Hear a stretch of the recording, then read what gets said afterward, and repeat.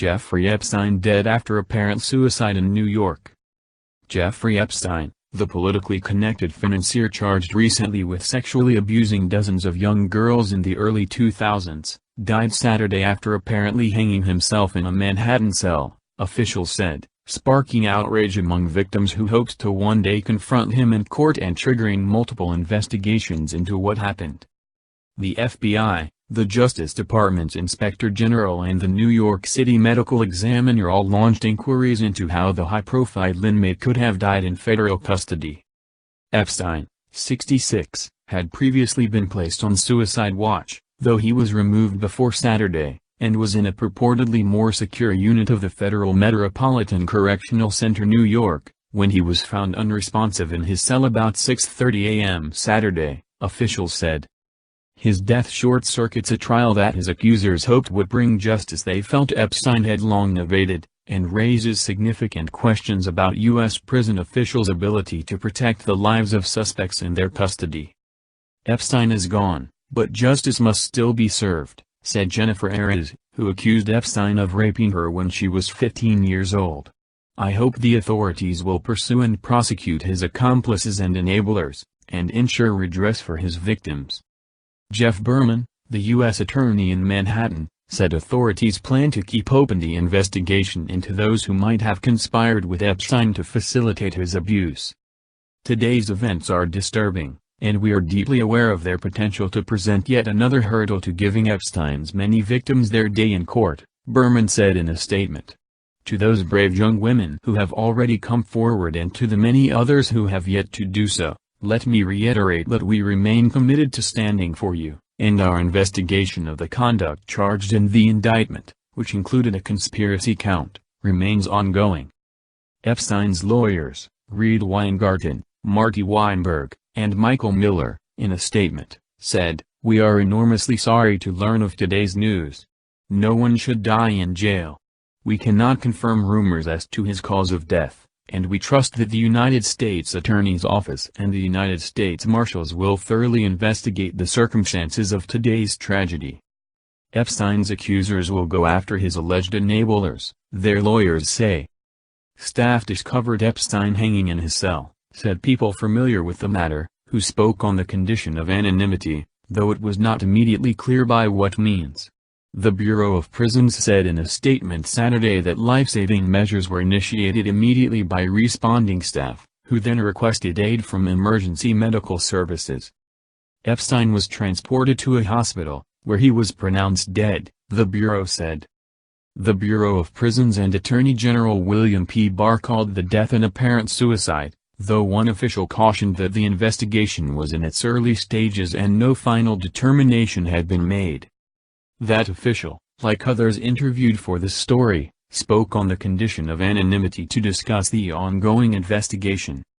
Barr said in a statement that he was appalled to learn of Epstein's death in federal custody, which he said raises serious questions that must be answered. Epstein, a multimillionaire and registered sex offender with ties to celebrities and politicians including President Trump and former President Bill Clinton, was arrested last month on federal sex trafficking charges that could have put him in prison for 45 years. Prosecutors alleged he abused dozens of young girls at his homes in Manhattan and Palm Beach, Florida, and enlisted his victims to bring him others. Trump on Saturday seemed to cast doubt on the Justice Department's explanation of the incident, retweeting a comedian's apparent conspiracy theory, for which there is no evidence, rejecting the notion that the incident was a suicide and linking Epstein's death to the Clinton family. Trump has sought to downplay his relationship with Epstein. A Clinton spokesman responded on Twitter, "Ridiculous, and of course not true, and Donald Trump knows it." A Justice Department spokeswoman declined to comment. She was shaking. Court filings describe system Jeffrey Epstein allegedly used to procure girls. Epstein had pleaded not guilty to the charges, and a federal judge had denied his request to be released to home confinement. Epstein was appealing that decision.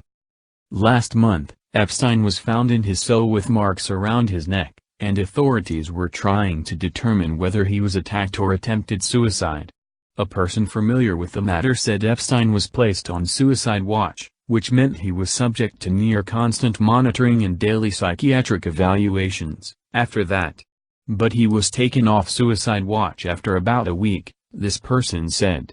He showed no obvious signs of distress at a July 31 court hearing and, in recent weeks, had been meeting with his lawyers for up to 12 hours a day to discuss his case, the person said.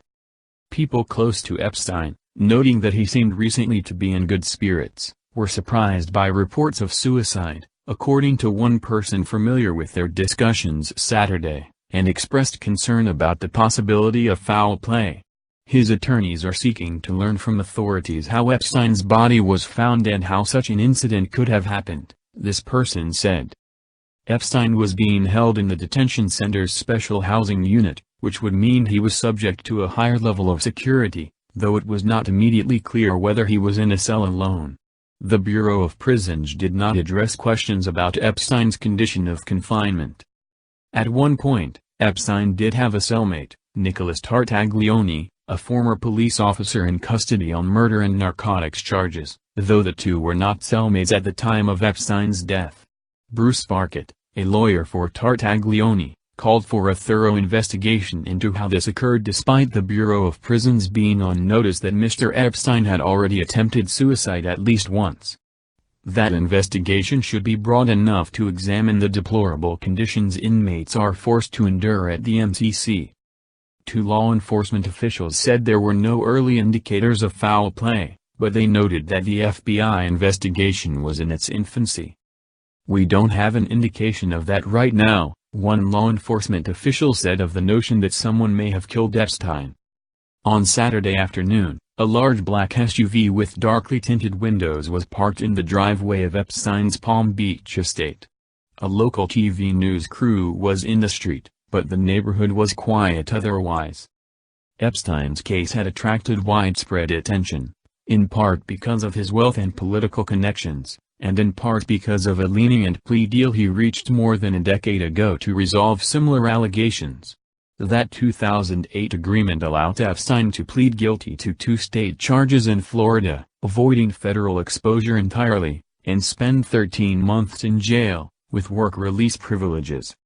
The deal was approved by Alexander Acosta, who was then the U.S. Attorney in Miami and would go on to become Trump's labor secretary, a post he resigned from after Epstein was charged last month and the controversy over the previous case was reignited. Donald Trump and Jeffrey Epstein partied together. Then an oceanfront Palm Beach mansion came between them.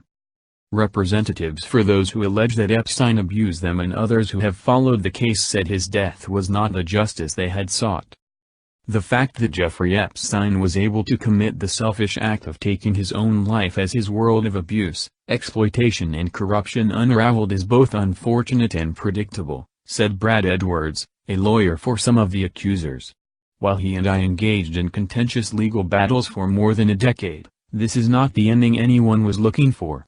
The victims deserved to see Epstein held accountable, and he owed it to everyone he hurt to accept responsibility for all of the pain he caused. Epstein's death comes less than 24 hours after a court unsealed a huge cache of records, laying out disturbing details about Epstein's alleged activities and the people in his orbit who might have observed them. The material was gathered as part of a defamation suit brought by one of Epstein's accusers against his associate Ghislaine Maxwell, a matter that was settled for an undisclosed sum in 2017. Lawyers for Maxwell did not respond to requests for comment.